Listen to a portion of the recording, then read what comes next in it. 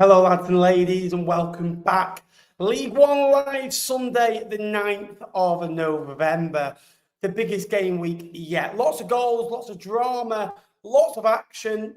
12 games. I would say 8 games could have probably fitted on this thumbnail. Probably 9, really, and that's no disrespect to Reading's 1-0 victory, Northampton's victory, and the extra game that, all could have gone different ways on merit. Let me know if you can see and hear me okay in the chat. Hope you're all having a nice weekend. Drop a like on the stream if you can do as well. Lots to go through tonight. Lots of goals, lots of good talking points. To join me tonight is Jake Tong from the Stacey West podcast. The Here for the Lincoln podcast. Hi, mate. Hello. I've not spoke to you today. It feels quite bizarre. Hi, how are you? Yeah, I'm okay, mate. Are you? You okay? I've not heard from. Like I said, I've not heard from you. So I'm just making sure you're okay. On my 2 declined calls, but yeah. Yeah. Anyway, so the chat, what needs changing for us? There we are. I'm sure we will get into it in a bit. Evening all. Blurry, I'm not sure. Is it? Let me have a look. I'll try and sort it out during the stream. But yeah. How was your weekend, Jake? Well, it's been a busy couple of weeks in Tongi HQ. As you can tell, I don't know if you can tell, I'm in a new place. I'm in a new flat. I've over the international break got myself a move to a new place, which is nice. But yeah, no, the weekend was all right. It was good. I had a nice meal out. Ruined by 90 minutes of football, as always. But yeah, no, it was good, mate. It was it was okay. It was pretty standard. So even I've gone now. I don't know if Ben. I don't know if Ben. Oh, here he is. Are you okay? You're on mute, by the way, Ben. Living the dream, mate. Living the dream. I don't know why I'm so blurry. I've had to change a lot of different things, but I'm sure we can get by. Yeah, good weekend. Where should we start first then? Because it was an eventful weekend in Sky Bet League One, to say the least. Just 4 points separate 20th all the way up to 11th now, and 3 points separate 7th and top of Sky Bet League One. Wasn't.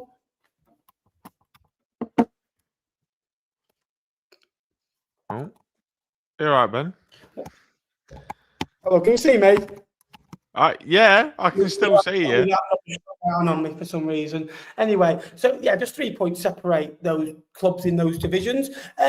Let's start off with Peterborough 5, AFC Wimbledon 0. New manager came in the week. Obviously, I've had my 50 pence on. I think it's a really good appointment. Darren McAntony type of appointment. What's your thinking of it? Well, I think they've been after Luke Williams before. By listening to D-Mac on his podcast earlier this week, he seemed to say that when Fergie nearly walked, I think it was the Sheffield Wednesday disaster happened. They had Luke Williams on the shortlist that day, that year. He didn't go. He obviously went to Swansea after Notts County. But yeah, I agree. I think he is way more aligned with the Peterborough style of play. I think he's more possession heavy, which is what Darragh wants. I think he's good at getting the best out of younger players. You look at that Notts team that he had, Macaulay Langstaff, Jody Jones, not a younger player, but still did some very good things for him. Ruben Rodriguez as well. Obviously, we saw him a couple of years ago in this league in Oxford. So, yeah, I think it's a good appointment. And to be honest, mate, he's made the perfect start to life, hasn't he? Obviously, knocking out Cardiff in the Cup last week, which was a really, really impressive performance.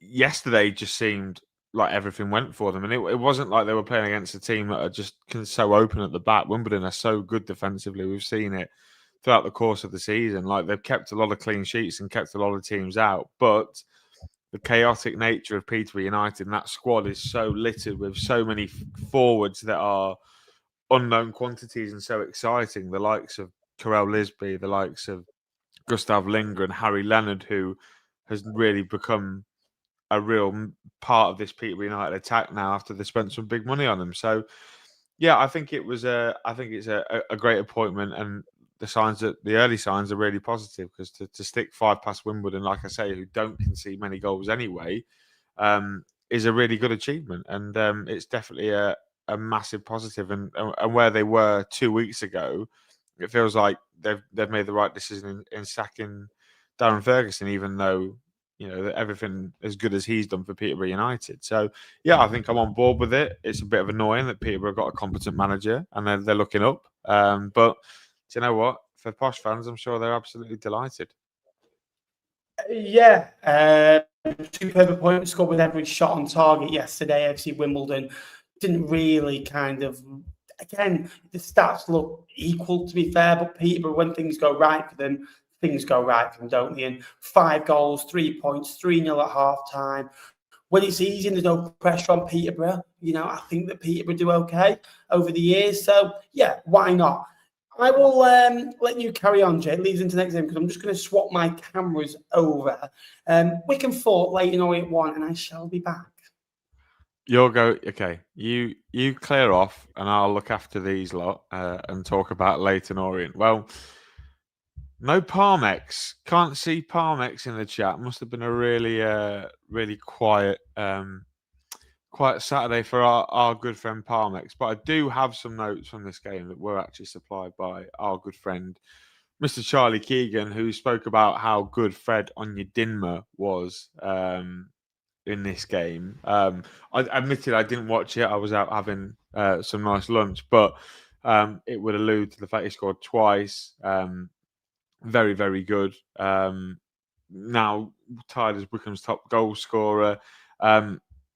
Later on, it was slightly better in the first 30 minutes of the second half. Perkins and Wellens coming on for Abdullah and Karoma, who were fairly quiet considering their standards, but Wickham never really looking like losing or dropping really many points. I thought they were clearly very good to win by 4-1 against the Leyton Orient side, who had just played themselves into a little bit of form. Fred Onyedinma, we know the quality that he has. He's had a couple of spells now in this league. He's been with Luton. He's been obviously at Wickham before as well, and part of that fabulous quartet of attackers that they had in the league last season. But yeah, an outstanding performance. Michael Duff continues to get more out of this Wickham Wanderers side than Mike Dodds previously had been able to. So yeah, a really good win for Wickham Wanderers. A bit of a statement given where Leyton Orient were last year, but it brings it at the time. I think it actually put Wickham into the top 10, just inside the top 10. So signs that they're moving forward now. Only just 6 points behind Lincoln City, who occupy that last playoff spot. So yeah, a really good win for Wickham Wanderers. For Leyton Orient, I mean, having a look at their team that played yesterday, so similar to the team that I saw a couple of weeks ago, that played pretty well. I thought Connolly was a real thorn in our side, but sometimes unable to get the game. Sometimes it's going to be one of those players where it potentially looks to be all on him. Difficult for him to lead that. Don Ballard as well. Sorry, Dan Ballard plays for Sunderland. Yeah, I think it was a decent performance. Really good to keep that sort of attack out, Connolly and Ballard. So yeah, a really good win for Wickham Wanderers. Here comes Nappers. It's the circle. There he is. That's way better. I can see you way clearer now. I can't see any comments, so bear with us. I'll run you through the comments, mate. Don't stress. It's all good. Do you want to talk to me a little bit about Wickham and Leyton Orient? Because I've already done a little bit. It was a good victory for. Yeah, it was a great victory for Wickham yesterday. Leyton Orient are all over the shop. Defensively, not good enough. I think we've seen that consistently. I think in 3 of the last 8 away games, they've conceded 4 goals, 4 away at Cardiff, and they just concede too many goals, too many soft goals. And Leyton Orient are slow started predominantly for the first 16 games of each season, and it's a worry for them. It is a big worry, and it's something that they've kind of got to improve on, because if you don't keep clean sheets, you won't win many games of football. You're not gonna be in games, and They've changed keeper, they've changed a few things. The defence is not good enough, first of all. I just think that they got run all over the shop yesterday. All Wickham a mesmerising team, I don't think so. But what they are good is the basics. They run for the manager. They do things the right way. They can go long, they can play through the lines and get balls out wide. They've got goal scoring talent. They've got good prowess. They've got good players with good pedigree all over the pitch. And that is why, for me, Wickham have made an upturn. I think it's 5 victories now in the last 7 games, which is really good. I think up until yesterday, until the 3 o'clock games, yes, they played a game more, but they were just 3 points off the playoffs. Yeah, they made an upturn in form. So yeah, they've been a lot better. Still a lot of work to be done, but I think times are good under Michael Duff. For Richie Wellens, he goes through cycles. I'm not blaming this on him. They've overachieved the last 2 years. I just think they become a little bit complacent, and sometimes you get to the end of a cycle and it just doesn't work anymore. I think they're at that stage. I don't think Richie Wellens to be anywhere near the end of his tenure there because he's an amazing manager. But how long is Richie Wellens going to be laying on his manager? I think in his mind, he's getting frustrated because he wants more, in my eyes. But yeah, an interesting one to say the least, Jake.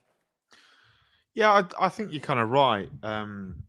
Maybe the whole news around the Luton job maybe turned his head, and maybe he started preparing for life after Leighton Orient because he maybe thinks he's a little bit better, which is a little bit harsh considering. But I do agree they lost so many key players in the summer, didn't they? Like Galbraith going to Swansea, Kelman wasn't ever going to come back after the season he had. They couldn't afford to bring Josh Keeley back, but lots of players. I've turned into a circle. I don't know how to get that off. There we are.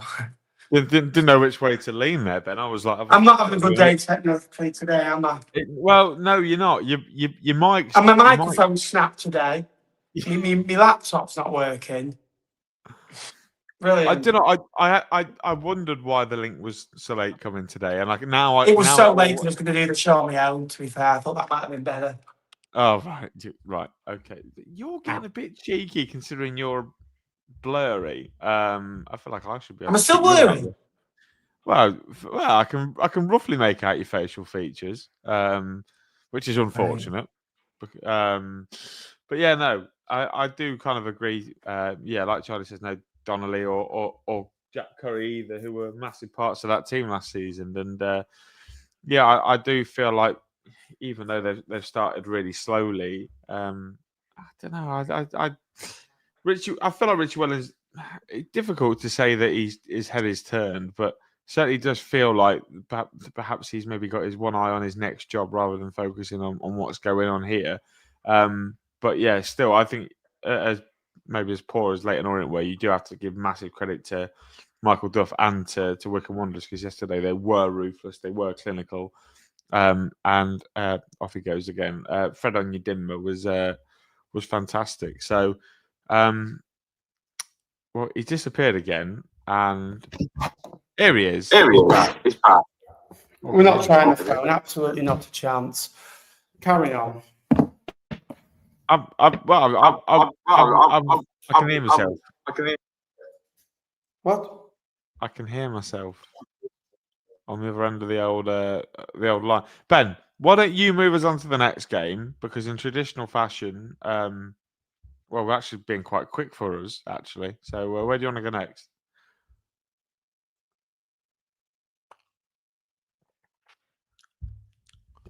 We'll go to Blackpool next. There we are. No surprise. We're going to Blackpool. What a shock. What a shock. He's gone to Blackpool. Blackpool were brilliant yesterday. Where do we start? Cardiff or Blackpool? We'll go with Cardiff. I said at the start of the season, and I got ridiculed for it. I got slammed. I got torn apart for it. That I didn't think this style of play would be long-term successful in League One over the course of 46 games. Now, I'm a big believer in anyone can play football in August, anyone can play football in September, anyone can play football in October, and it's a style and there's a way around it. I think that every time I have seen a team get that Cardiff, I don't think I've handled it very well. To be fair, Cardiff dominate proceedings and they're good at what they do. Very good at what they do. They're effective. Barry Murphy is an outstanding young coach. Outstanding. Pedigree off the scale, talent off the scale. He's got them moving in the right direction very quickly. Okay? But for me, what needs to be said is Stockport, Bradford and Blackpool, in my opinion, obviously Burton with the other team that have beaten them, are three, or you can even have Burton into it, are three sides, when I think about them, are free-flowing, decent footballing side on the best days, that get outside, that get balls out wide, get cross into the box, are quick and transition, and don't need possession to win games of football. And I think Blackpool have done that. Bradford have done that to them. Stockport should have beaten them 3 or 4-0. Cardiff found a way to get a good point. I say it now, I said it a few months ago, and I'm going to stick with it. I just worry about them this time of the year because it's a different ball game. If I'm honest with you, I know we're going to bring it up early and I'll come back to it. I'm always surprised that Lincoln go away this time of year because Lincoln play aggressive football in being physical and dominant in all season, but then the time it comes to it, Lincoln lose and fall away. So it doesn't always work like that to your strength. I just think now that you're getting into a tough part of the season, it's cold, it's chilly, it's not probably the right way. And fans starting getting frustrated with it because it's watching football in the summer is glorious, isn't it? It's like, oh, but in the winter months, you're like, come on, you want a bit more excitement to warm you up and get you going. I don't think Cardiff do that. I look at them and they're all bark, no bite. Do you know what I mean? It's like it's a bit like, look, I get you want to do the donkey work, like why have a dog and bark yourself? Do you know what I mean? When you can do the barking for me, like they'll pass it to submission. I don't see it. I think Cardiff will get into the playoffs. By the way, I think they've got a really good team. I think they will beat a lot of sides, but I think when it comes up to it, down to down against good sides that you expect from, I think they'll come away unstuck, and they have done so far. I think did they play Bolton and they lost away at Bolton as well. Drew away at Stockport, lost away at Blackpool. So there's that, but they have beaten good sides. But when they've been beaten sides, they have been conceding chances. Pot Vale they should have beaten them. Leighton Orient probably should have got something out of that game. I think that Reading probably should have got something out of that game. Luton, the goalkeeper was the best player on the park. And that goalkeeper, without them, I don't think Cardiff are even in the playoffs because he's, for me, a phenomenal goalkeeper. And coming down the league is hard, but I think they've responded really well to it. But that's just my overall 60p on it. What do you think on Cardiff? Do you think it's sustainable playing the way they are?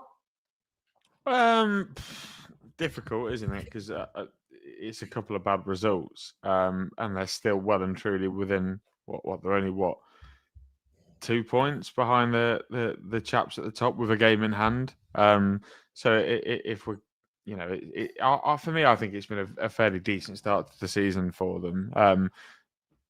What they are is effective, aren't they? They're good at getting points, maybe when they're not playing well. I think we're going to see the best of Cardiff maybe after the January window. And what it is, I think, is that it's just taking a little bit longer for Barry Murphy to get those principles and core values instilled into the team, because this is the team that have been together for a while. They've lost a lot of games in the Championship. They've been playing all sorts of different styles of football, from to bullet. Well, Roger.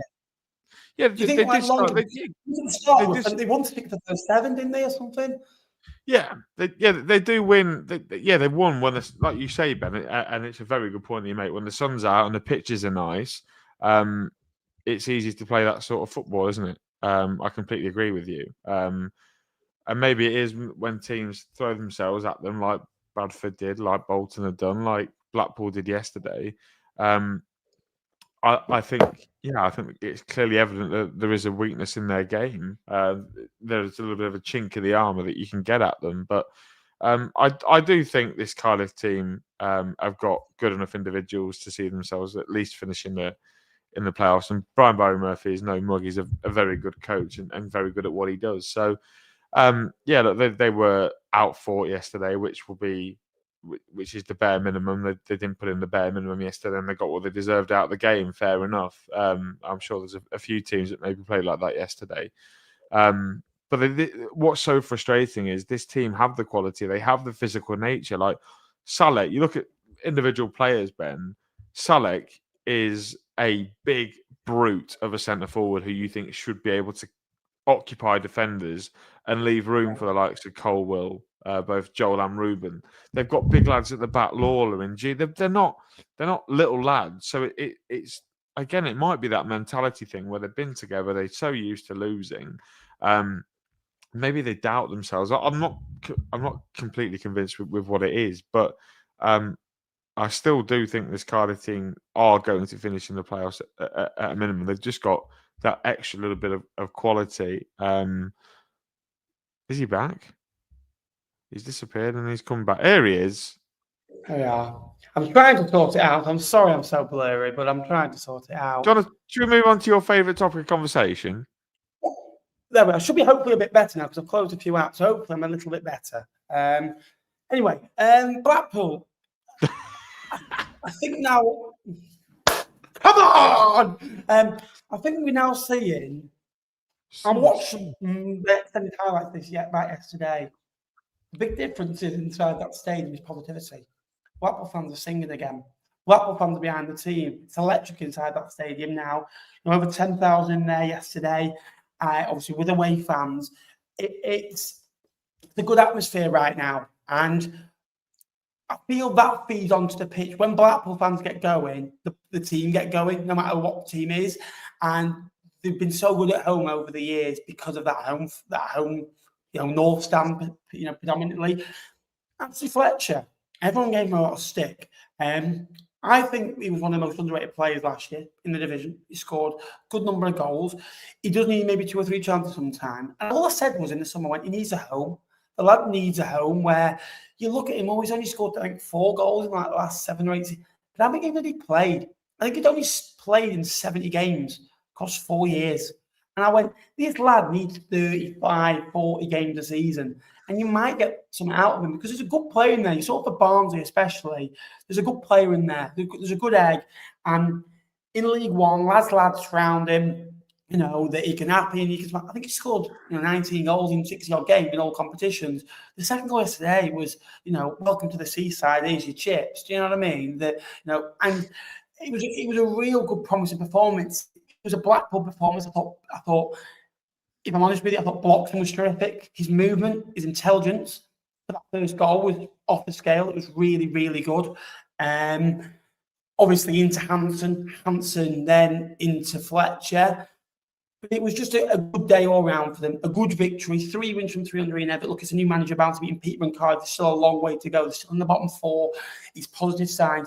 But I think Blackpool fans are now seeing pride in the team and they can accept that if they win, lose or draw. And all it is now is they've got a manager telling them what to do. That is a simple difference. There's instructions now. There's an identity now where there wasn't that before. Great win for them. Yeah, it certainly does feel like Ian Evatt has brought back that positivity to Bloomfield Road, doesn't it? Whether it's his connections from previous time at Blackpool, which I'm sure you'll know really well. But yeah, I think a very good performance against a very good side. With this, the Cardiff are in and amongst it for an absolute reason, and to play them off the park like Blackpool did yesterday was impressive. You've already highlighted him. He's someone that I think is such a key player for this Blackpool team that doesn't get the credit perhaps he has deserved over the last calendar year or so, because there are bigger name players in there, the likes of Josh Bowler, Honeyman, Brown's coming for a big fee, Horsfall, etc. Tom Bloxham, they only paid like 200 grand from him from Shrewsbury. He probably comes under the radar. But the impact he made last season was pretty big. He added that element of pace up the top end of the pitch, and it allowed Blackpool to stretch teams, and that really caused a lot of issues when they had some really good players in there. They had Albie Morgan in there, causing real issues from Evans. It was last year causing issues from midfield, and he's just come back in and really it's like he never left. Really, like you say, constantly harassing, constantly stretching the game. And what that does is it takes defenders away from your players like Bowler to feed it through for Fletcher. And Fletcher, we saw get on the score sheet twice yesterday, and Bloxham eventually got the goal that he deserved. So, yeah, massive positive performance for Blackpool. Very much, it was very, how do I say it, very anti-Ian Evatt, if that makes sense, based on what he produced when he was at Bolton all those years. Dominating possession, having all the shots, having all the basically running the game through possession.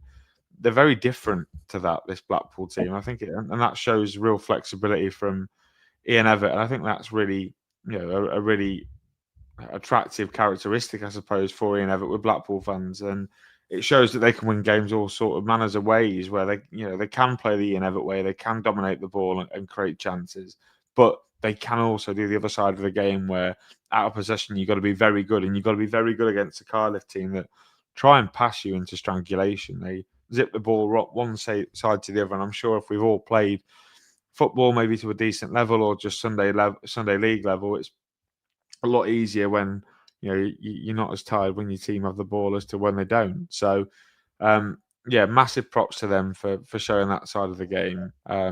And yeah, I thought they bossed it. I thought they were effective in transition, and that's where they killed Cardiff in that transition. And when they got the elbows out and they were a little bit more physical to make sure they won that battle, but they did it really well. So a massive win for Blackpool, and bit of a statement win for the Seasiders.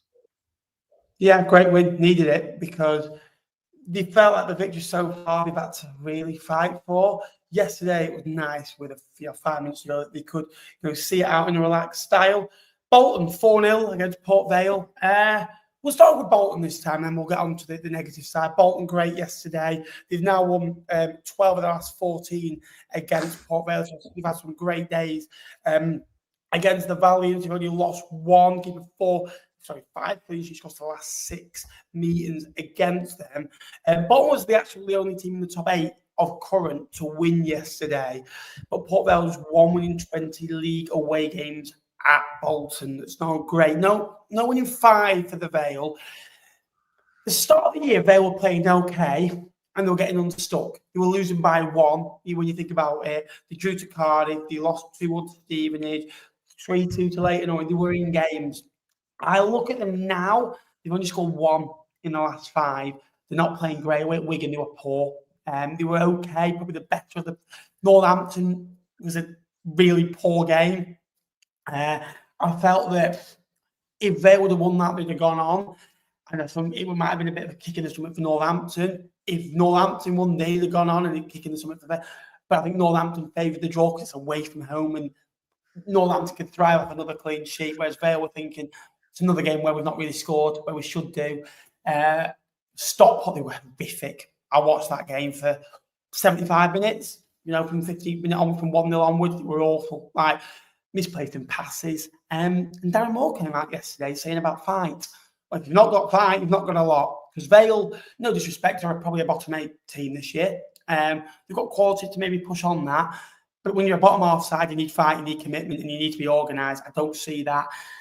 Vale, every time they get into this year, they absolutely poo the bed, don't they? They do. They just don't do things the right way. They lose key players. They go on these slumps of runs, and it feels like we have the purple and he's not kicked on. Granted, Cole stops scoring. He goes into football clubs, Granted, Cole, and starts well. And I took the flat one. But then obviously you can't rely on Devante Cole to keep scoring every game. Other players has to step up, So I just feel that they're a little bit off it at this moment in time. The season won't be just on Stockport and Bolton away and Wigan away. You could ultimately say that. But also the performances in Darren Moore, in my opinion, it might be harsh. If Darren Moore stays a full season, Pot Vale are all but relegated. I genuinely think. I think tactically, they're miles off it. They went up last year because they were better than everyone else, in my opinion. Yeah, I kind of get where you're coming from, but we did kind of warn Port Vale fans, didn't we, that once Devante stopped scoring, we expected this run of games where they were in games like you mentioned would come to an end. But I think you have to give them a little bit of credit yesterday because, I mean, again, like you, I would have watched. Lost 4-0. Yes. You've not. Did you watch the extended highlights? I was thinking that, but I'm like, they lost 4-0. They've had an expected goal of 0.54. They've not had a lot of the ball. They've lost 4-0, mate. I'm not saying they play well. I'm not saying they play well at all. I am just saying that yesterday, before the goal, I thought Pot Vale were okay. They weren't. They didn't But then sniff the after the gaff out. goal, it was gone well. So a They, setback. Bolton, absolutely. But I'm saying that if they can take a positive, they can take the positive that they held their own against Bolton for half an hour. And some teams are not going to be able to do that against Bolton. They're going to crumble, within 5-10 minutes. And Bolton are that good; they can just blow teams away, like they did for 5 minutes on Saturday. So, yeah, I think Teddy Sharman-Lowe makes a couple of really good saves to keep them, to put them in front. To keep them level. If Port Vale take those moments, it completely becomes a different game. And then maybe the crowd of, what was it, 22 odd thousand maybe there yesterday, get on the backs of the Bolton players. But they stick with it, in fairness to Bolton. And it's that little magician again, isn't it? Mario Kozia-Dubry, who so many times has got them out of jail, whether that's creatively or whether that's putting the ball in the back of the net himself. It's a real talent that Brighton have got on their hands. I do look, as good as it is to have him, I do wonder if Bolton fans are losing a little bit of sleep, thinking about the upcoming January window. Obviously, I think the position, try getting as good a position as you can do by the window coming, so that maybe you can get the next one off the conveyor belt. But yeah, I do think that I think he's a top player, and that would worry me as a Bolton fan. I've seen it before.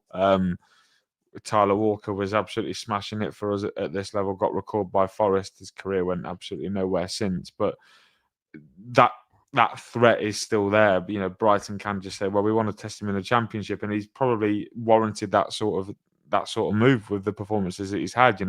He's stepped up time and time again for Bolton Wanderers. And Bolton Wanderers are probably the biggest club in this league. So fair play to him for doing so. But it wasn't just him yesterday. Yes, he scored 2 and set 2 up, and was a very good pick in everyone's fantasy EFL team, I'm sure, for those who went with him.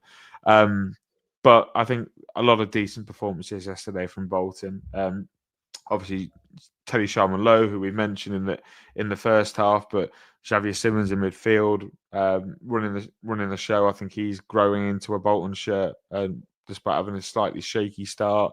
Having a run in the team has massively benefited him. I think perhaps with Ethan being injured. But yeah, no, a really good win for Bolton. And look, it could have gone differently yesterday, but when you are on a run like Bolton are, you do get those little shades of luck or good fortune, and that's what Bolton got yesterday. And they went and punished them for it. Port Vale, like you say, once the heads go down, it's literally it's like a dam has completely been broken. Port Vale are, they're one of the worst teams when they got their heads down. They've got no positive attitude or anything like that. It's a real difficult thing to get out of. And yeah, I thought, once the first goal went in yesterday, I thought they deserved the what Bolton gave them, I thought. Yeah, Bolton's so good at home. 6 wins in 8, only 2 draws to Lincoln and Reading, and finding a way to get a point against Lincoln, and the Reading game will be disappointing with, but at home it's been a different animal this year. It's finding that now on the road. It's now a big stadium, you play by arrows, and they're not just scoring goals now. 3 against Wimbledon, 4 there. They were great against Cardiff, front-footed performance, but found a way late. They only shot on target, so they're finding a different way to win a football match. And that's good. They're going to need more of that. Look, all of a sudden now they're in the top 3, I think they're in now. I've not looked too deep into the table. Although some managers say you should be looking at the table at this stage of the season, and that's not going as well as you may hope. So, yeah, great win for Bolton. I still think Bolton can get better as well. I still think Bolton have still got a lot of work to be done. A great 4-0 victory yesterday, which is good. And why not? Why can't this side just keep going, getting better? Keep going and getting the victories. Enjoy it. Enjoy your victories. They don't always come. They've now won 4 of the last 5. There was talks of Steven Schumacher being unfavoured at Bolton Wanderers, with the fan base. Things happen for a reason. The late goals at Huddersfield, the late goal against Cardiff, that's been a platform. Every little setback they've had, they've bounced back from quite nicely. The only thing I can see getting in their way in the next couple of weeks, if I do another video on them, because that is a clear. I'll do a video on a team and they're going to lose the next game. I've done it on Bolton, done it on Lincoln, done it on Stevenage, done it on Huddersfield. So if you want me to do a video on your team's next opposition, let me know in the comments. And sorry I've not seen the comments. I've always thought we need to talk about Johnny Rovers. Also member as well. Legends. Thank you very much. Carry on. I said I've always thought you needed to do a video on Donny Rovers. I've always said that. Yeah, well, they are in bad form and they are due a win, aren't they? So 8 without a victory. They need a win. Come in, Saturday, trust me. 3 points. Did you see Burton winning away at Bradford? By the way, did you know Burton winning away at Bradford? Did you know? For me, I'm a bit disappointed. My football app didn't tell me. And I didn't get told on Twitter. David, you mention it, David, Come on. However, it was sad to hear that Burton Albion, although you can't really see me hand, Burton Albion were deducted the 3 points because obviously only bringing 400 fans to when a stadium's got 20,000 fans in it is not on in football. So you don't get points, mate. I love this. I love everything about this. Our game of being unbearable, but let him have it. Let him have his moment because I love it. And no disrespect to Burton Albion here. It could have been Stockport. It could have been a Lincoln. It could have been some big clubs or Lincoln. But I hope this doesn't come across disrespectful at all. It was little old Burton Albion that went to Valley Parade and beat them. I don't think they've lost at home since December last year to Swindon. It was Burton Albion who did it. Right, and I love that when smaller club goes away, who are fighting relegation, who are they're not fighting relegation right now, but whose aim is to stay in the division, underdog. Don't play the pretty style of football and go away at a side who are thriving, good at home. Obviously, Bradford aren't great. I don't think they're winning 5 games or something, but they're doing really well in the division. And it's little old Burton that go and beat him. I love that because I think know what they are. Gary Bowyer is the best manager for that football club I think that there is. No one better. They've finally replaced Nigel Clough. They've had managers that have fitted in for 12 months or 18 months or been a quick fix. Jimmy Floyd Hasselbank, Dino Monria. Are the two that I think obviously did they go for? Was it Brave? Not was it? I can't think. Brave, no, wasn't Brave. Was it Brave? It wasn't Brave. They appointed one of the players. His first game of the season was against he got sacked in the season. Hasselbank went in. Can't remember. He was an ex-player. Was it Brayford? John Brayford, maybe. I can't remember. David will let us know. A Burton fan will let us know.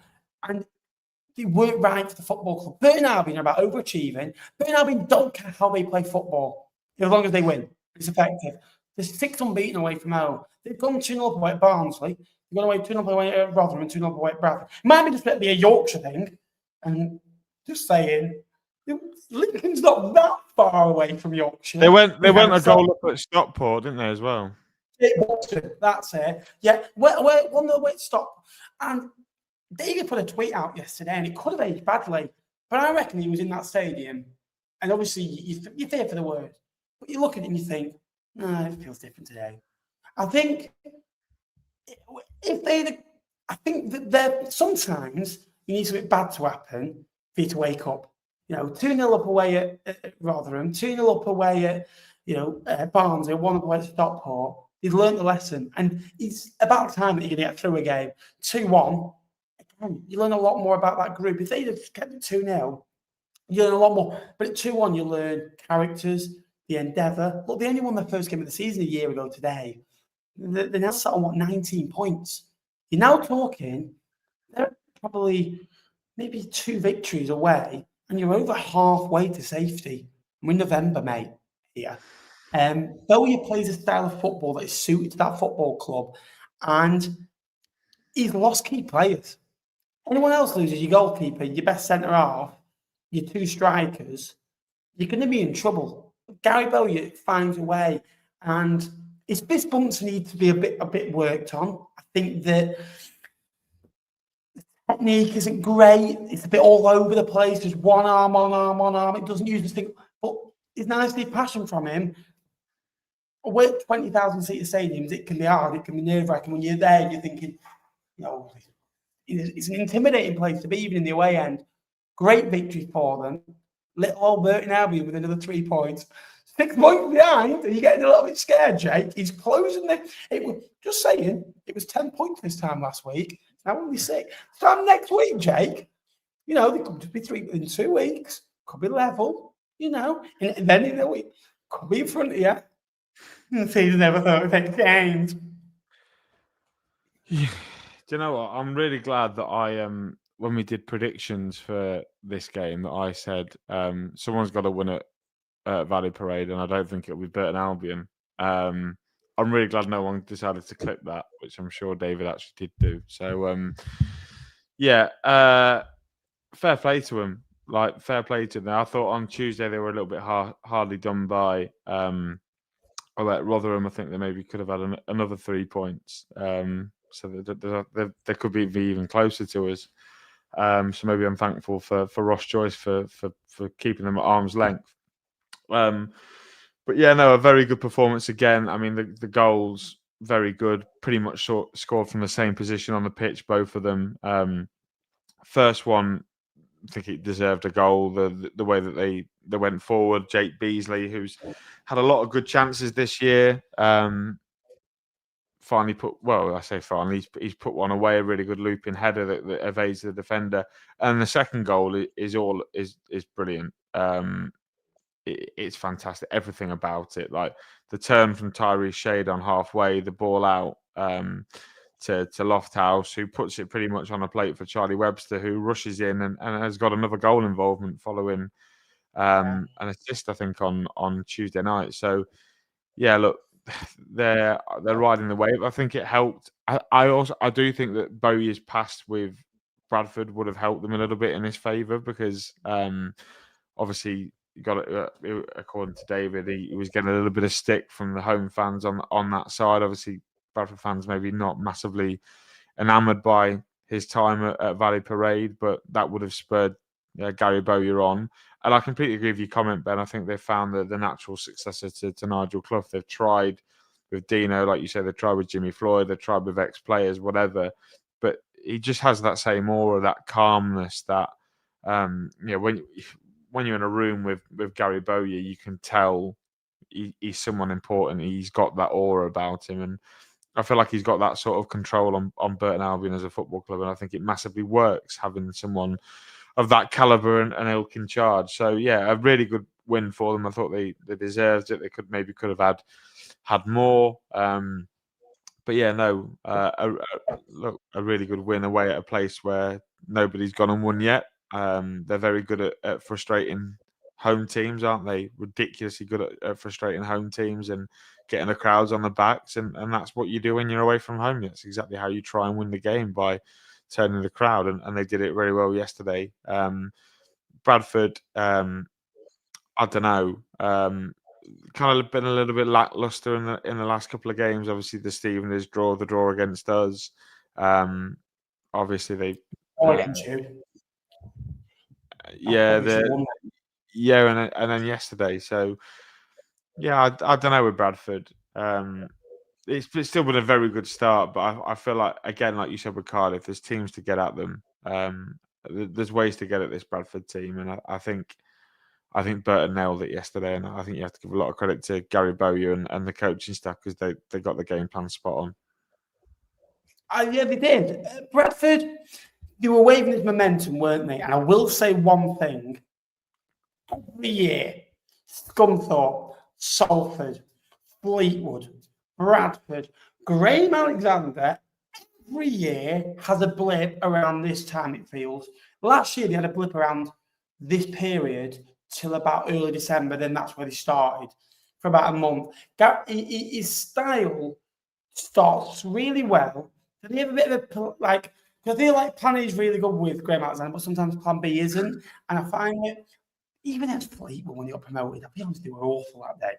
They weren't anything to write home about, right? You wouldn't have known who was going for the top 3 that day. And we were done, we were busted. You know what I mean? We were mid-table right now. I just feel that there's always a blip coming with Bradford, and I feel this is it. Now, the next month is vital for them if they need to stick with it. Even if the next 4 games, if they can just get a couple of victories, 2 victories, maybe draw 1, and just don't get that'd be actually a really good result. Or even win 1, draw 1, or draw 2. Just don't keep losing, keep picking up points in this tough part of the season. Because it's evident that they always struggle in and around this period, not just Bradford, but Graham Alexander's team. So, yeah, it is frustrating for them.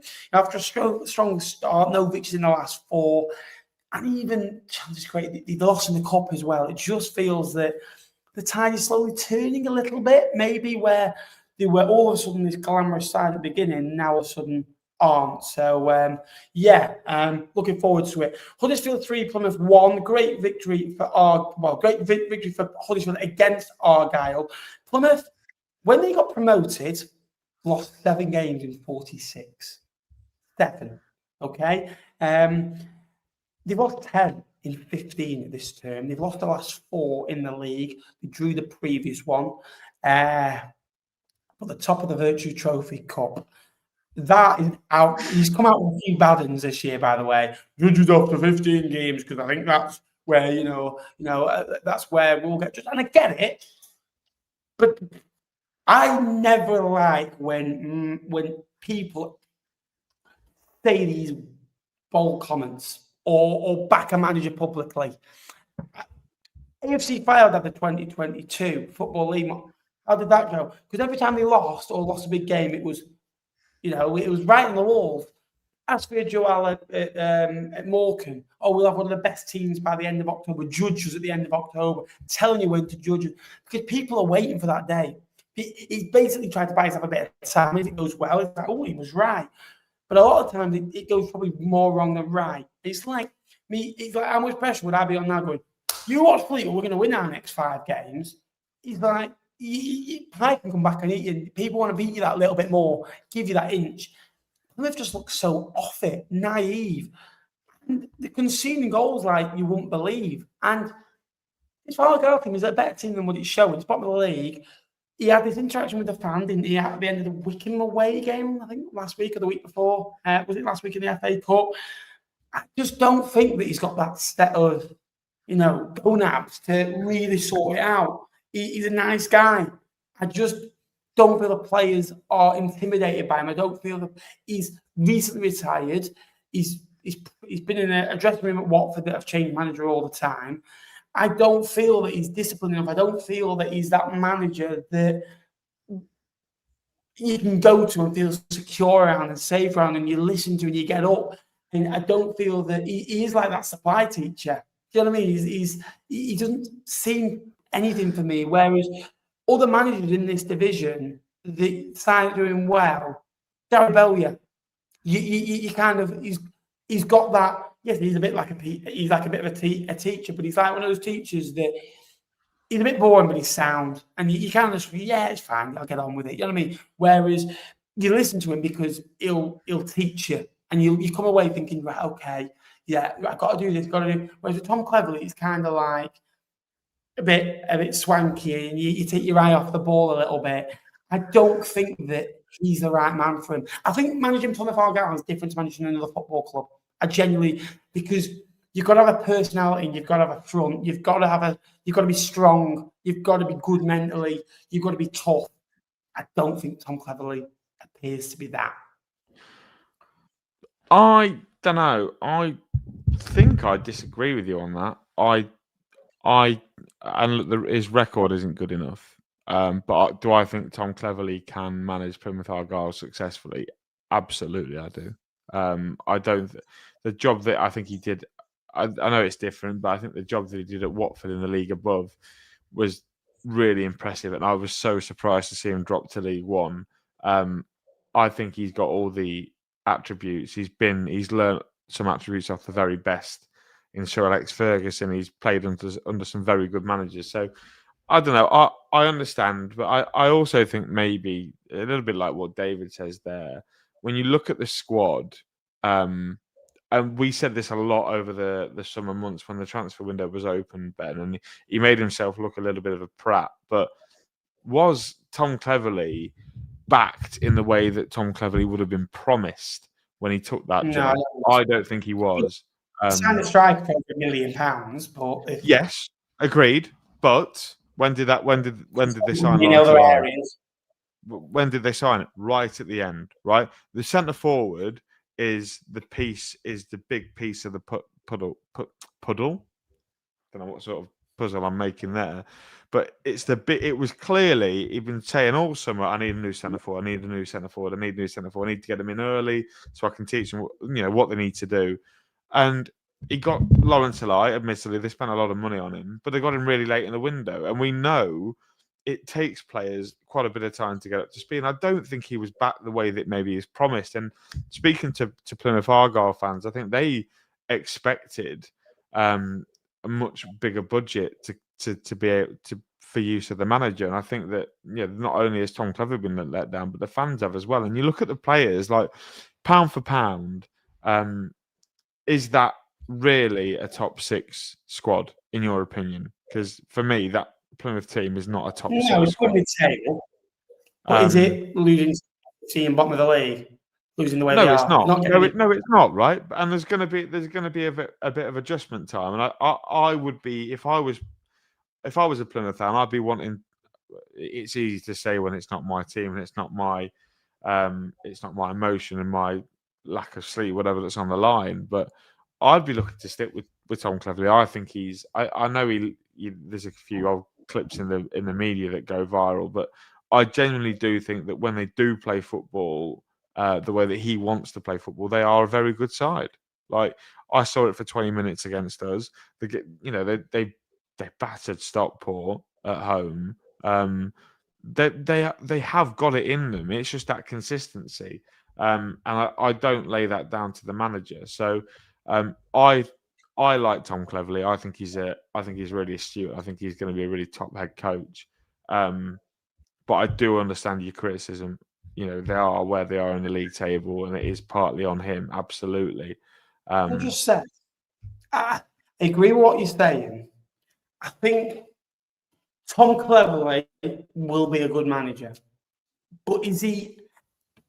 It will be, but I don't think he's the candidate of strong of a man to be Plymouth Argyle manager. He hasn't got that where he can take a fan base in his hand and come with me and get. He feels that. I think that he's lacking leadership and he's on his own and he's out of his depth. Basically, he's here going, wow, because the team isn't performing. He's like, I don't know what to do. I think he's out of idea. A long time though, Plymouth Argyle. Like they've been a mess. Brendan Woodard last week was their most experienced player, and I'm not going to publicly come out and slag Brendan Woodard off after praising him for 3 years at Fleetwood. I'm not going to do that. I'll never slag any player that has always been good to me. I'll always take people as Joey Barton. I won't comment on him because what he's done is awful, but publicly with me, okay. You know what I mean? So I won't slag anyone off that has been decent with me over the years. That's why I slag you off. But I just feel that if he's the most experienced player on the pitch, then you're losing guidance. Square peg round all, it's the same old every week.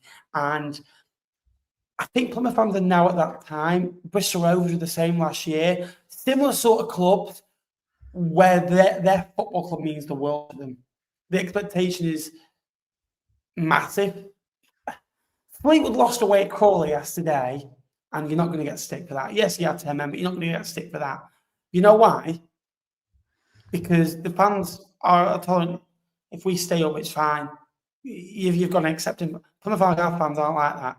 Even in the Championship, if you just want to stay up, that they want more. They always want more. They're a demanding fan base. Surely, it can't go on like this. Well, it can.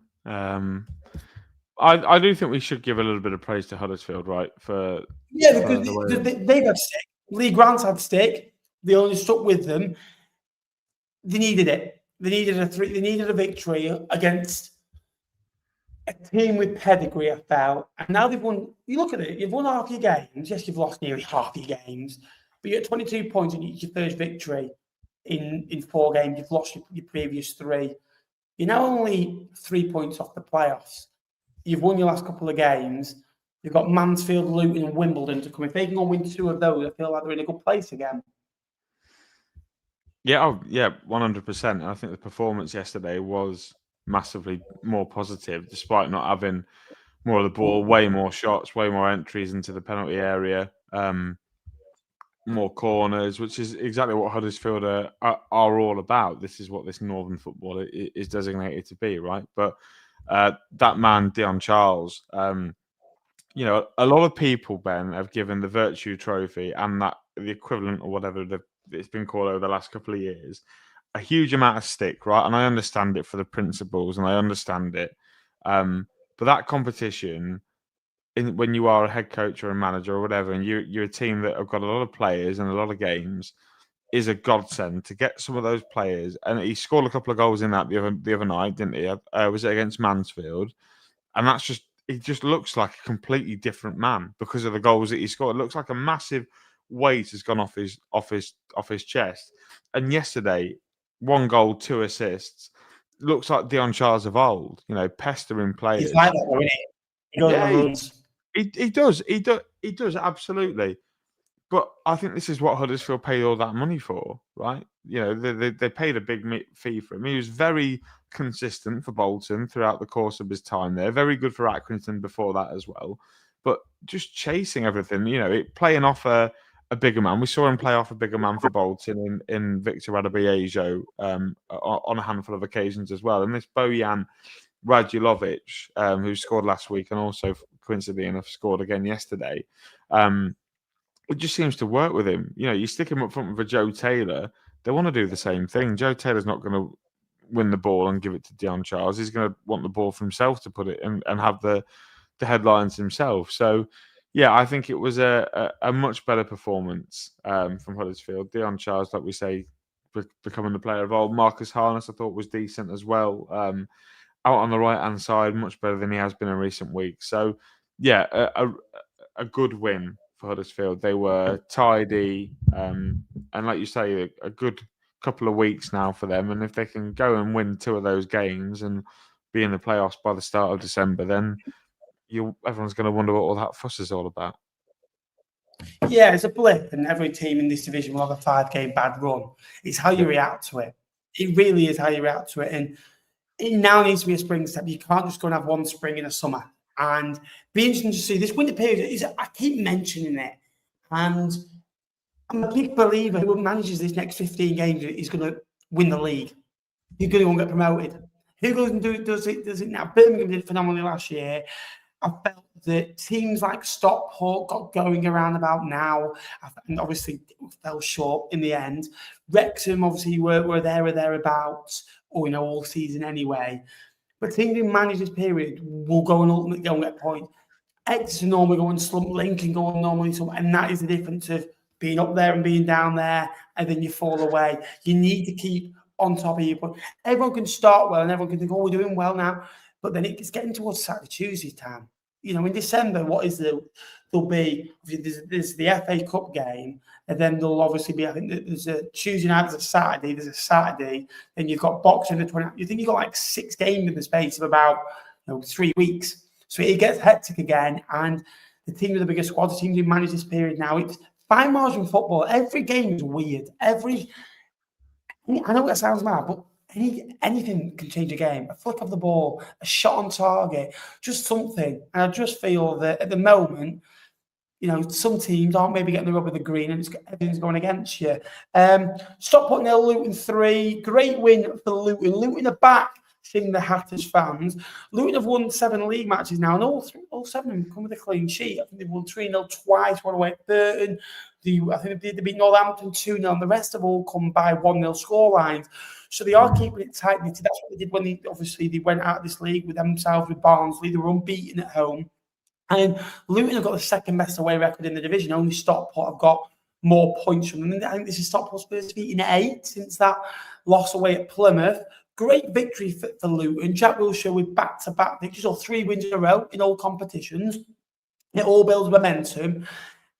I feel for the first time, Luton have made a statement. Because if you look at the sides they've beaten, no disrespect to the Wigans of this world, no disrespect to the Burtons of this world, the Northamptons of this world, Doncaster, who else have they beaten?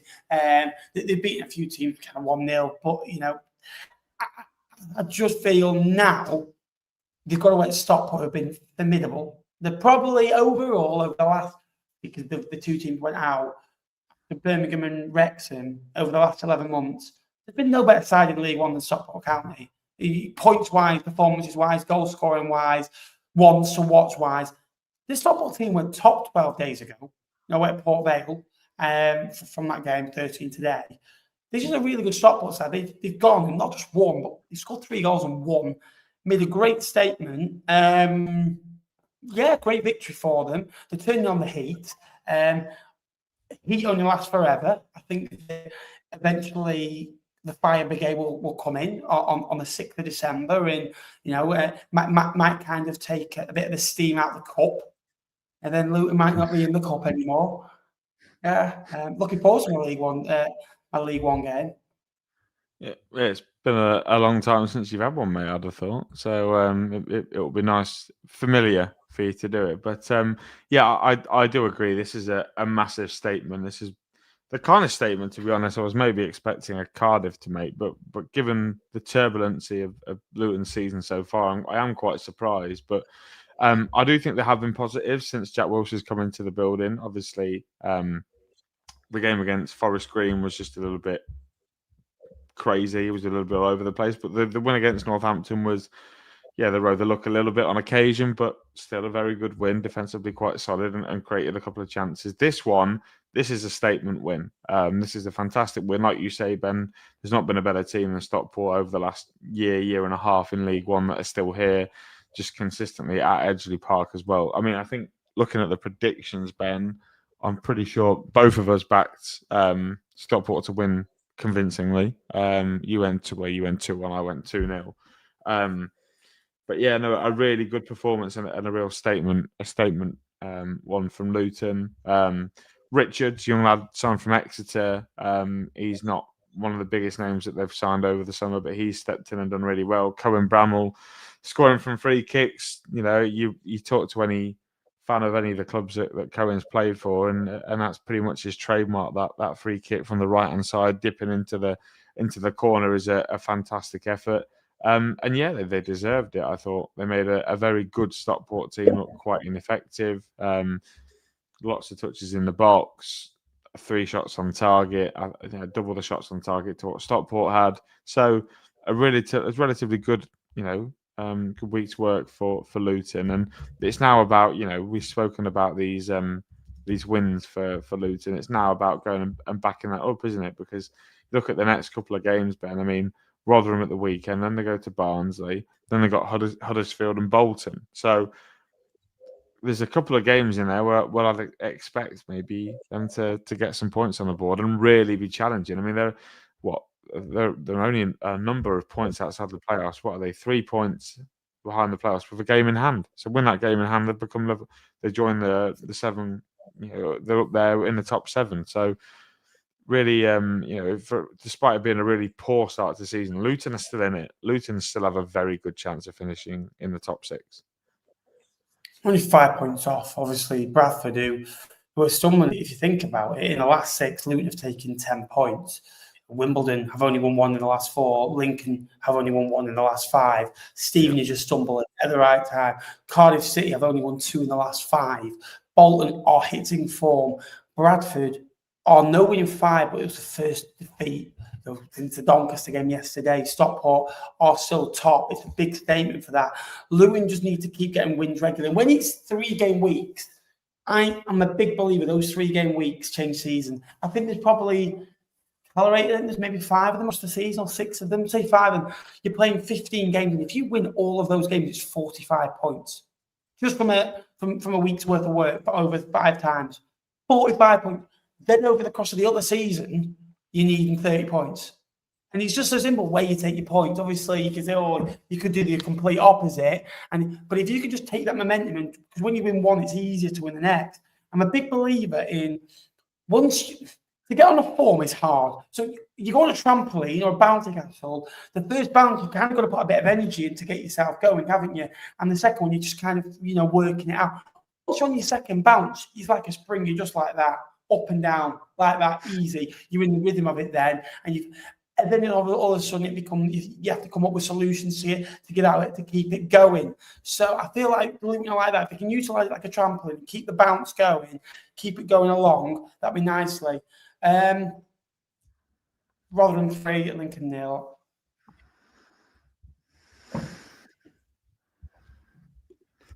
What do you want to say, mate? Yeah, I'll let you do it, mate. To be honest with you, mate, I'm a big believer. I'd rather you win. You're better unbearable when you win than you're better when you lose. Because you're a bit. Yeah. Right. How do I say this? I don't want to annoy. I don't know. Just say it, Jake. Come on.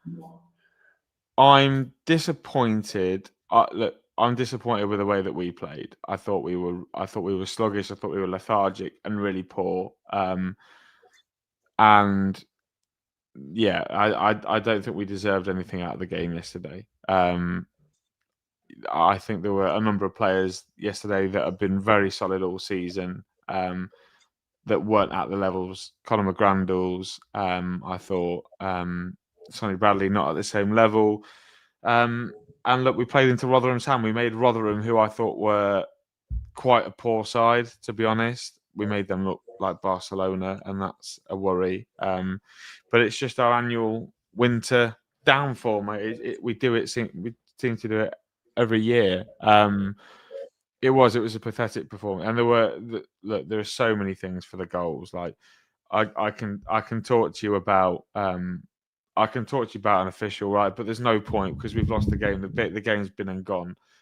Should the game have finished 3-0? Was it a 3-0 difference? I didn't think so. I thought 1-0 to Rotherham was fair. There's a load of decisions that didn't go the correct way. From my point of view, the second goal was offside. The third goal was a really poor decision from a referee that's got no control of the game. And we've had a goal disallowed for offside, which I've looked at that. The bloke's about 2 yards behind the defender and onside. And if we go 1-0 up, then maybe it's a different game, right? But yeah, there were positives. Oscar Thorne was all right. Ivan Varfolomeu came on and looked pretty good as well. Yeah, the referee wasn't the reason we lost the game yesterday, but he did have a massive part to play in that. So I'm disappointed. Obviously, you're always disappointed. The game of football ruined the day for me. But it's a game of football. You can't get too upset with it. You can't get too high. Cameron Nappers. It's just one of those things. And whilst I stand by everything I've just said about the ref and this and that, it doesn't make a difference. We lost the game. So. Yeah, Rotherham. I thought they were. Like I said, I thought Rotherham were quite poor. I thought they took the one moment from a mistake where George Wickens made a dodgy save, and they capitalised when they were allowed to do so. So, look, it's an away day. I think we've won there once in 30 times. Tells you everything you need to know, doesn't it, about a trip to Rotherham? It's not very fruitful for Lincoln. So. Not a lot to say, mate, to be honest. Just disappointed. Full credit must go to to Rotherham, because I think they're efficient, no disrespect. Or Lincoln, obviously, in the table. They're good against sides in and around them.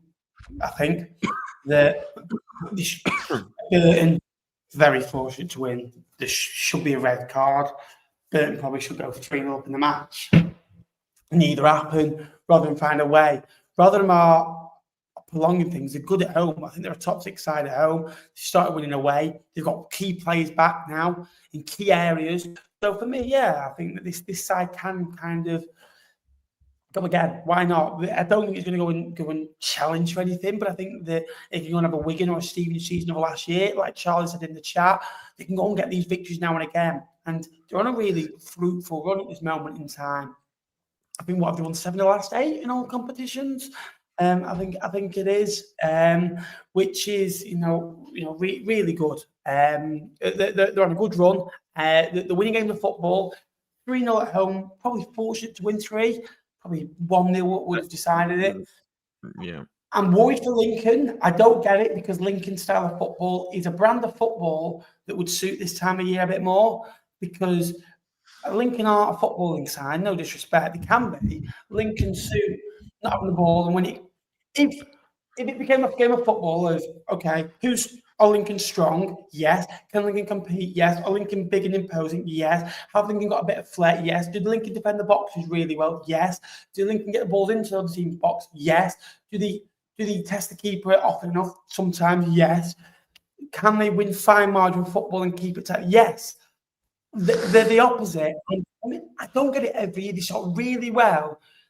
It's like the dangling a carrot at you, and you don't get there, and that's a real concern for me.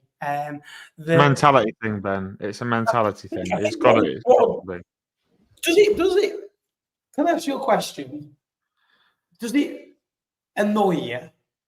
Because the first thing I saw on Facebook this morning, and after the Cheltenham, I remember after Cheltenham, bottom of the league. So our record against sides in the bottom of the league with Pete Wild is horrific, man. I think we played bottom 4 at the current play. I think we played 6 times. We've lost all 6. Right. What annoys me, I go on Facebook, I go on Twitter, and I say, "Oh, it's fine. Our aim just about staying up. Our aim just to, Then they mention budget. Then what the biggest thing about Fleetwood is when they mention size of clubs, like that means absolutely anything, because we've got a budget that's well above our side of the club, and people need to get out of the head of little or. Does it annoy you that people, like maybe within your fan base, are kind of happy and don't mind? Like for me, I think I get raging at it because I'm like, we're losing in the football and no one's really bothered. Like, does that annoy you sometimes that people just take your link and you take it on the chin? Well done, players. Well done. You know what I mean? Yeah, I'll tell you what does annoy me. This group can clearly do it. Like they clearly can play, right? Because we saw it in the first sort of 10 games of the season. And it was the case last year that group really could play, really good side.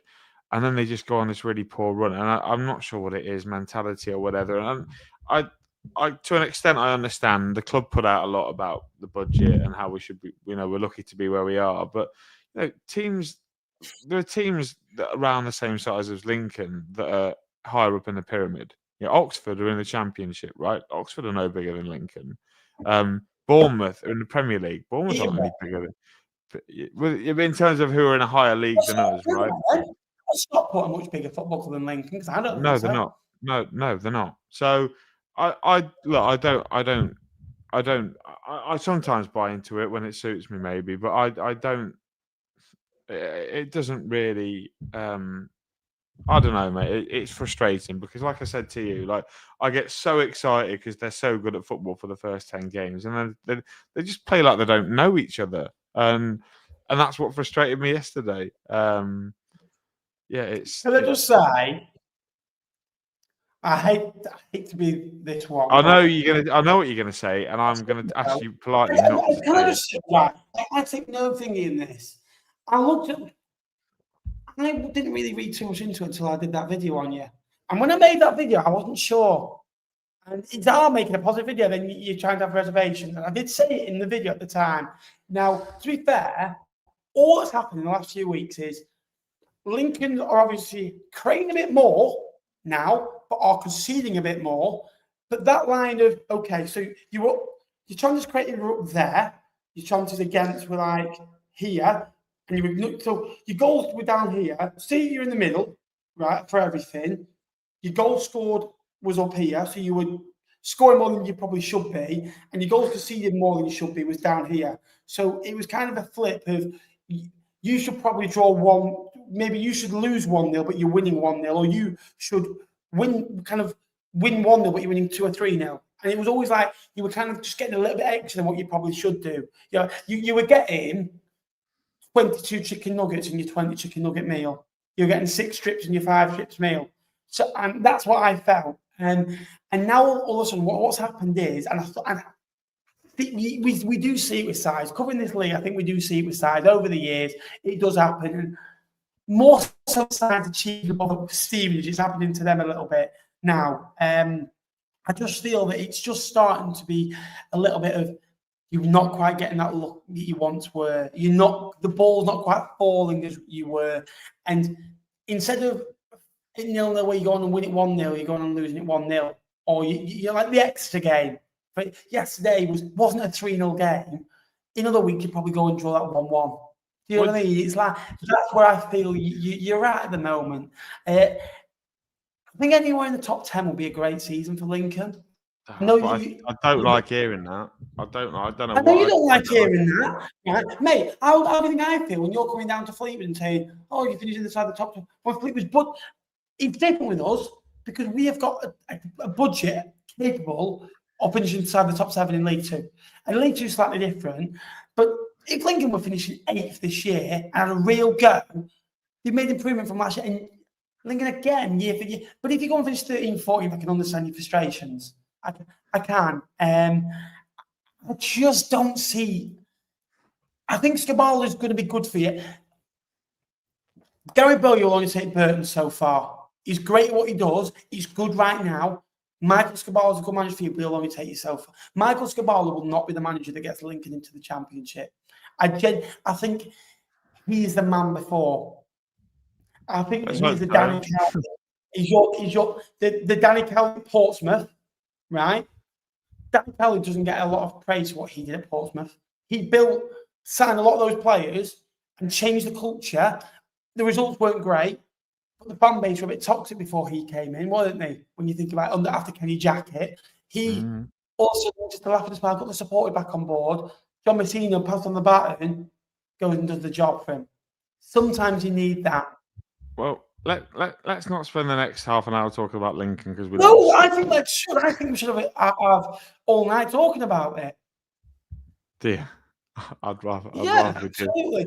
We'll move on then. Doncaster 1, Barnsley 2. A great Yorkshire derby win for Barnsley. Doncaster's first Yorkshire derby defeat of the season. Another defeat for them. No winning 8. First winning 6 for Barnsley. How did you find this one? It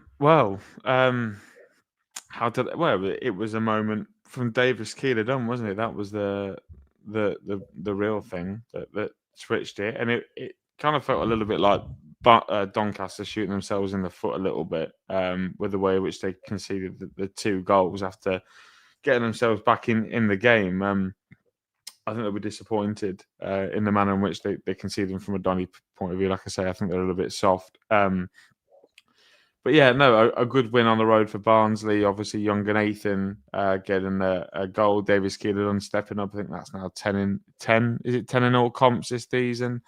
But I think again, like I spoke about the referee in the Lincoln game, I think you've got to speak about the referee in this game. How he's not given a penalty to Doncaster. Have you seen this? I assume you've seen this, right? Yeah.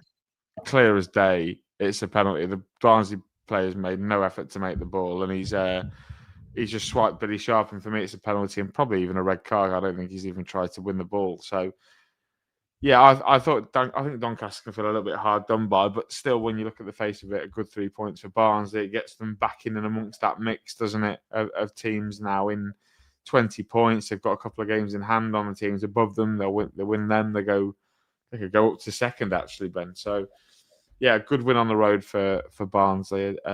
Doncaster, the woes continue. It's consistency now for Barnsley, isn't it? That's all it is.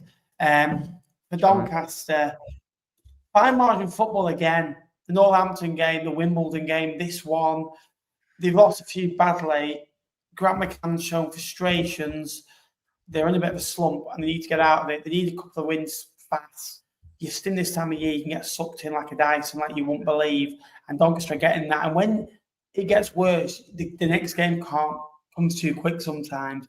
And you're like, at the moment, Grant McCann will be thinking, what can I do to change it? You're thinking of every little solution to change.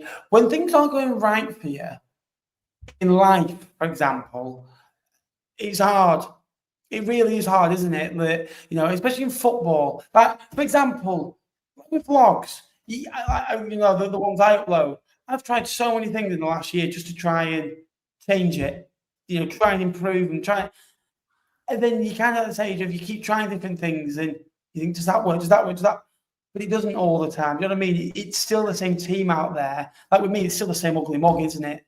You're not going to polish a turd at the end of the day, and that's what it feels like with Doncaster right now. If you could like the stream, guys, we're nearly at 50 likes. I think we're at 35 likes. If you could like, subscribe down below, it would be really appreciated. Thank you very much. We'll carry on now. Northampton 2, Mansfield 1. Great victory for Northampton. The spirit they've shown again from a goal behind class, 2 second-half goals. They've only scored 5 goals in open play.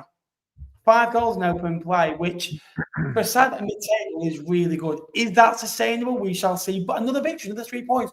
What Northampton are good at is beating sides you would feel they're in a tussle with.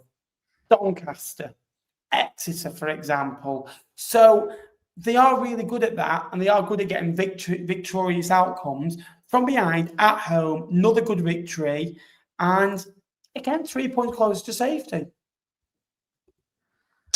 This is why I'm a big Cobblers fan, mate. Because they can win tight games of football like this. Yeah, I'm honestly, I thought they were good again. Yeah, like Luke says there, Tommy just came on and gave them something completely different. Mansfield couldn't handle that direct long ball, which they took off Carl Edwards, who is predominantly a wide player. They changed the shape a little bit, put Tyrese Forner out wide, and on came Tom Hughes and completely changed it. That direct nature with Ethan Wheatley just caused Mansfield no end of problems, and they got their just desserts in the end. Jack Perkins, I think that's the first goal since signing from Forest. That would be a big moment from him. He's playing out of position. He's naturally a centre midfielder, playing out wing back, and then Tommy's converting the penalty, which I thought.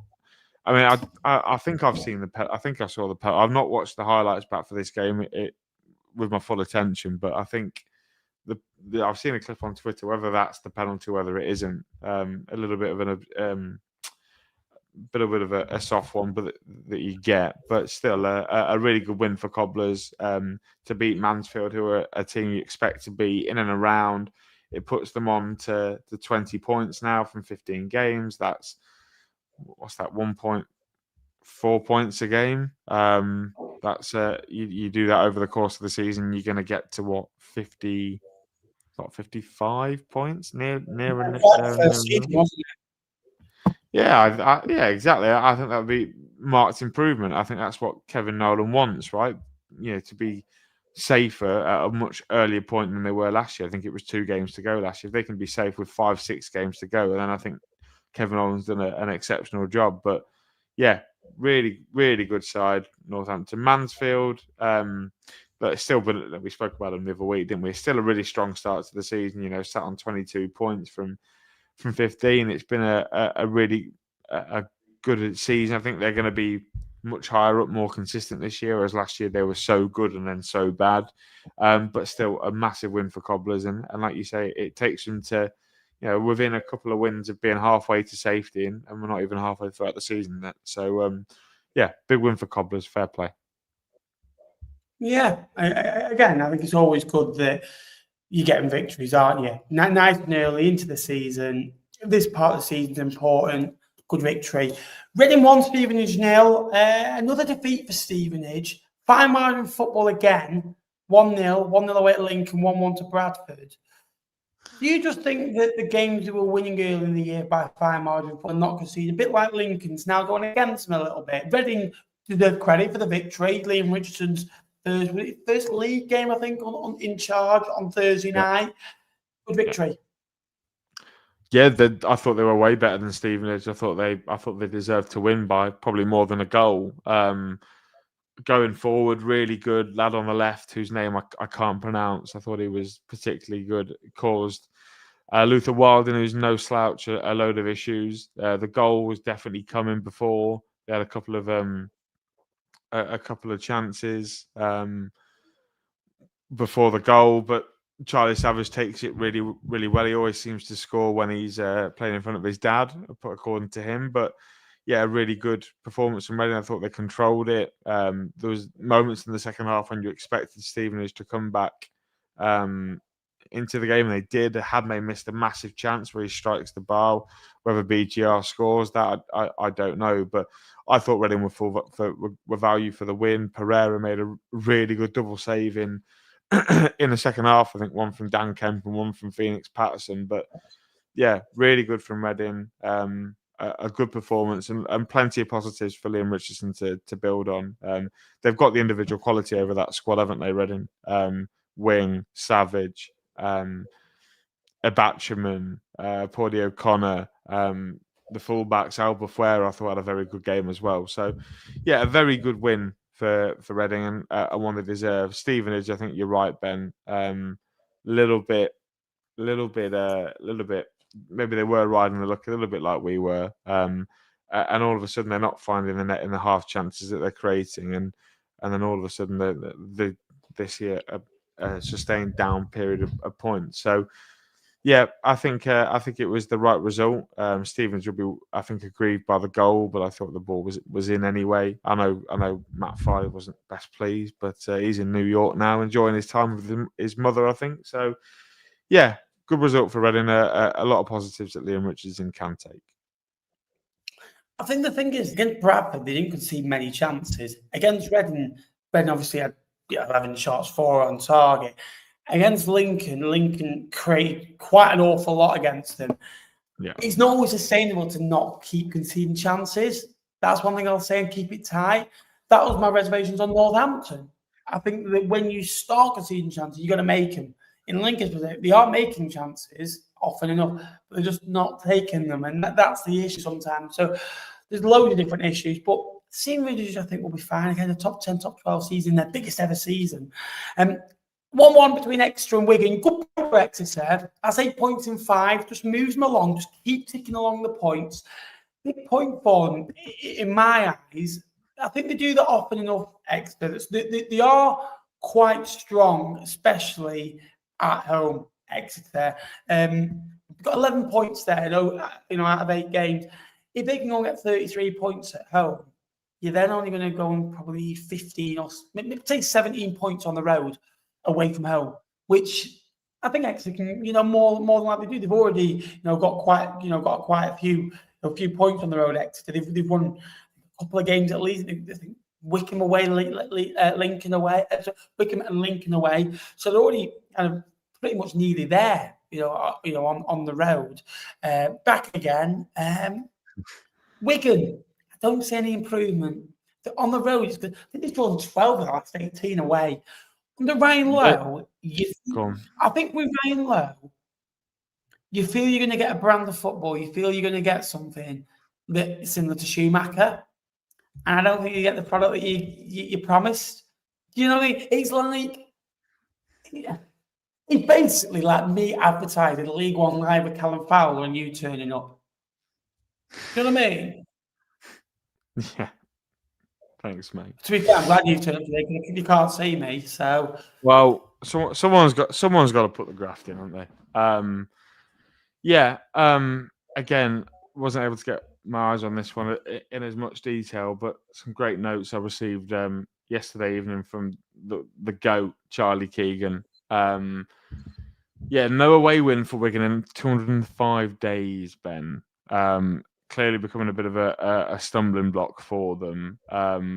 Mullin left on the bench till minute 93 when they're chasing the game. They have another goal disallowed.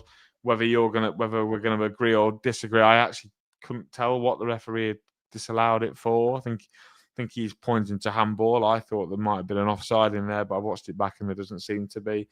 But yeah, that one, genuinely, the one at Mansfield, I can kind of understand. But that one yesterday, I watched it back a couple of times to try and figure it out, and I really couldn't understand what the referee was trying to achieve there. But yeah, a good point. I think Exeter, I thought, were slightly more dominant. They created a lot of chances. Niskanen, Reece Cole, Jack Aitchison, really, really good for them.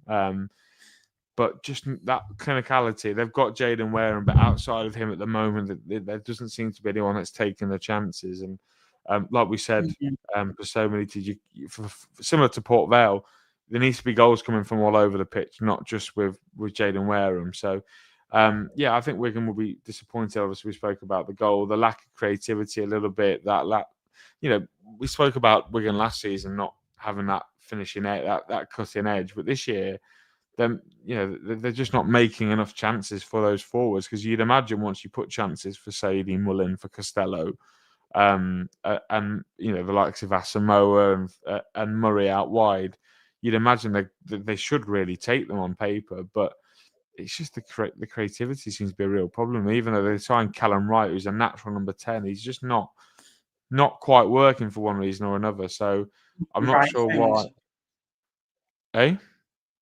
Not doing the right things at the right times. No, and that's an issue. Ryan Lowe is a really attacking manager, and they're not playing attacking football. Which,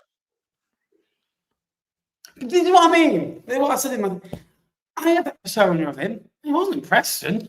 He wasn't. To be fair, he wasn't Bury in a bit at Plymouth. Oh, he wasn't Bury. I think he was. But he had an unbelievable front line. Yeah, Danny May on the Dom Telford is another. They ripped that league up, but they didn't rip that league up, mate. They didn't rip that league up. They didn't win it. I tell you what, right? I watched McFly the other day, right? Really good night. I never knew you had a song about Jake Tong. It's all about. Hold on a minute. Weren't you singing that on the bus the other week? Yeah, why? I thought you might have been. I was, yeah. A bit of a message for someone. No, I think at Preston, that's what they got advertised. You know what I mean? It's like you won't go to pizza and get served a frozen pizza. Do you know what I mean? I just feel it. I can't stop saying, you know what I mean? It's been stuck in my head. You know what I mean? No, honestly, Big Brother the other day was the contestant. You know what I'm just doing my eye. Do you know what I mean? Yes, I do know what I mean. It's making me tea. You know what I mean? I keep doing it since he's done it, and now I'm so confident over it. Anyone who's watching Big Brother, you'll know what I'm on about. Probably no one, but yeah, you know what I mean? Have you thought about going on Big Brother? I'm going to apply next series. I think you should. I'm going to apply next. That'd be hilarious. I'll apply next series. I'll run League One live on my own. You go on Big Brother. Will not. I'll leave it to Charlie Keegan. But the thing is, right, he'll probably do so well. I'll be out of a job. You know what I mean? I'm out of a job. Brilliant. Yeah. The interims of Solskjaer, he comes in, 12 wins, 12 games. Yeah, ace. I just feel like at Preston, he was promised so much, but I don't think it ever materialised. He got results, but it was like, I think his relationship with the families where it's that. He can't take critics. You know what I mean? He can't take anyone being nasty about him. But in other news, at least I went all the way to Crawley yesterday and didn't call my team pathetic. Wow. Yeah, thanks for the mention. Should we move on? Because that's it now for the games. Just an hour and 33. It's took. I think me and Charlie would be quite a good little team if you ever wanted to take a break. I think me and Charlie would be a decent little. It'd be a good. I tell you, it'd be a really. You know how you've always compared me to Jeff Stelling, and you make me do the weekend. I think Charlie would be very good. You'll have to come on a League One live one week. Charlie, you up for it? Tuesday night when Jake sods her off on a midweek, we'll get Charlie Keegan. There's one at the start of December, isn't there? Midweek. Charlie Keegan, if you're up for it, start of December, we'll get you on. There we are. Right. Predictions, Ben. Where we left off, we were waiting before the Vale Stockport game. That week saw you get 5, I got 10, meaning the score was 87-86. We then had the midweek where Lincoln 87-86 to you. I was only a point ahead. No, the because more I fun. got no. You got all the points, didn't you? I didn't. No. Yeah, I got 10 and you got 5, right? And then for the Yeah. midweek one, you got none and I got 1. So that put us on 87 that. all going into the midweek, where you guessed the draw. What about Stockport Vale? Yeah, so you went for a draw and I went for a Stockport win. So that's where I got a point. I got 9, then I got 10 because of that. Funnily enough, I said the score was going to be 2-2, and then I changed my mind to 1-0 to Rotherham. So you went in front going into the weekend on 88-87. And then this weekend, Ben, you have elongated your lead to 2 points when you got 7 this week. I got 5. No correct scores for either of us, though. Hang on. So I'm 3 points ahead. No. No, hang on a minute. No. Hang on. You just said 7-5. So right, listen to me. Right, let me take you back right to the beginning. Right, it's all in the book, mate. I've got the receipts. The game week going into the game week before Stockport versus Pot Vale, it was 82-76 to you, right? Then I got 5 points and you got 2 points. You got 5 points, I got 10 points, meaning it was 87, 86. Just shut the gap by 5 points, right? Then I got a point for the Mansfield Plymouth game, and you didn't get any points, meaning that was 87-87. Then you got a point for the Rotherham game, which put you 1 point in front, and then you got 2 points. Yeah, so you're on 96 and I'm on 93. That's what I said. That's fine with me. I'll leave you. Well done, mate. Anyway, right, I'm going to make sure I get all the right games because obviously it's International Week this week, isn't it? And it looks like we have 1, 2, 3, 4, 5. According to BBC, we've got 5 games.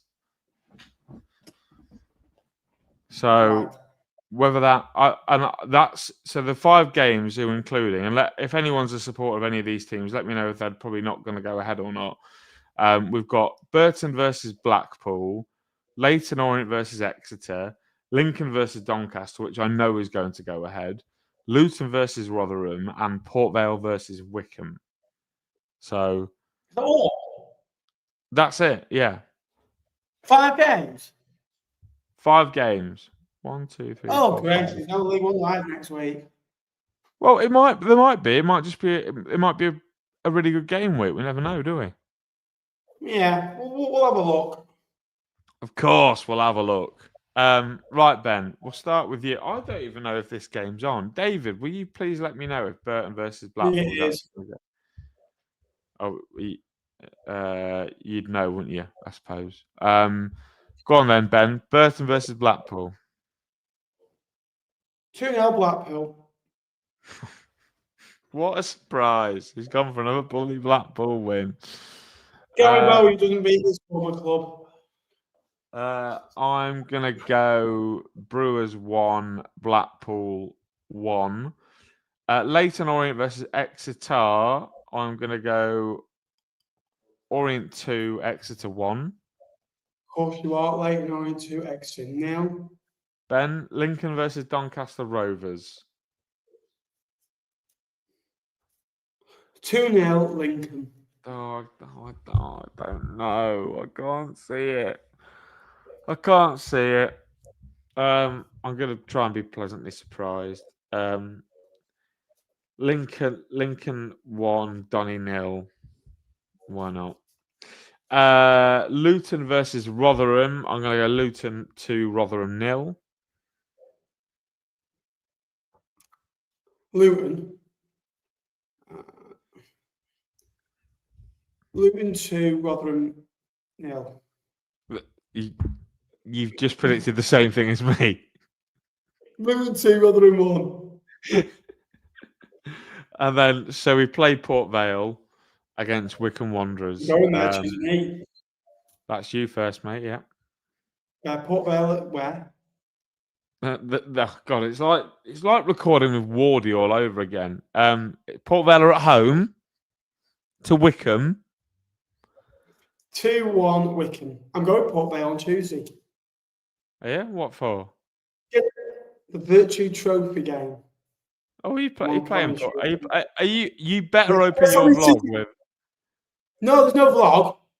I Oh, don't vlog Virtue Trophy game. I'll pass that. I hope you You do know a. I what? hope you do a. I hope you do a TikTok saying so. We'll play Port Vale. I might do a come with me to commentate. What was I saying then? No, guess me tickets we've sold for it. Have a guess. 34. Less. What? Less. 22? Less. 16? Less.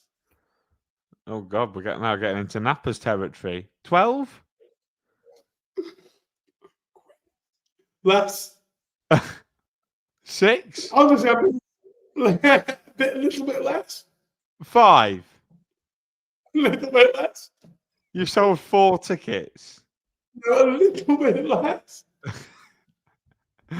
3? Yeah, 3 tickets. You sold 3 tickets. Charles, Donna, and Andrea. I can tell you that by name. Oh my goodness me! Like you're talking, Charles is in his like nearly 70s, and the others are middle age. Well, for that, I'm gonna go Port Vale. Port Vale. And also call me the taxi. 1-1. I'm gonna go for. If we win, I'll go to the way and go. Yeah. You're gonna do some fist pumps, yeah? Yeah. Well, there you are. That's Thanks for watching. Sorry about the blurred vision. I'll have a look. Of course, I'll have a look. I don't know what that. We've had all sorts of issues, and we've somehow managed to make an hour and 42 minutes out of it. So I think we've done all right there. If you could all like, you could all subscribe. That'd be appreciated. Help us out. We've been stuck on a certain number for ages. We've been stuck on 18,140 odds for ages. So if you could help us out, subscribe. Just press subscribe. It's free. So help us in this slump. Give us a like. Subscribe. Thanks very much, Jake, for coming on as always, mate. Thank you, mate. Much appreciated. Thanks for watching. Until next time, I will see you later. Over and out.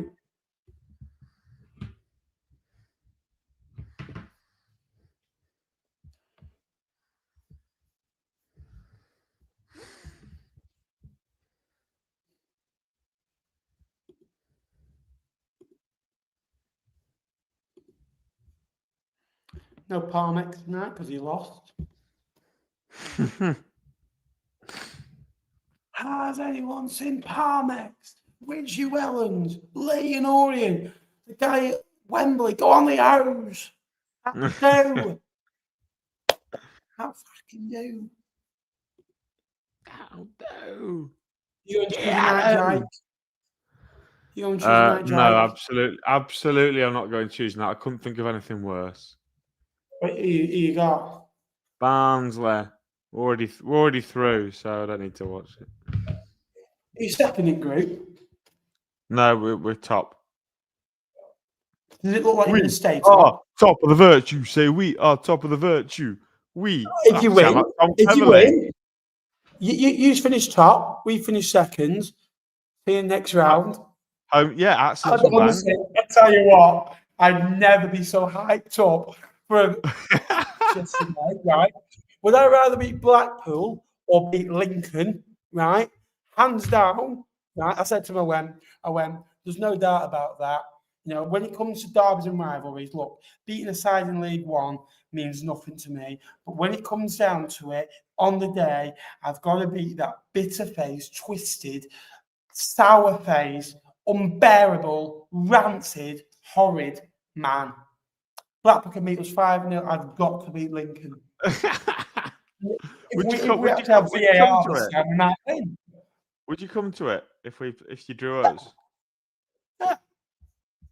Oh, wicked! I might Well, buy a join. ticket then. Yeah. Here he is.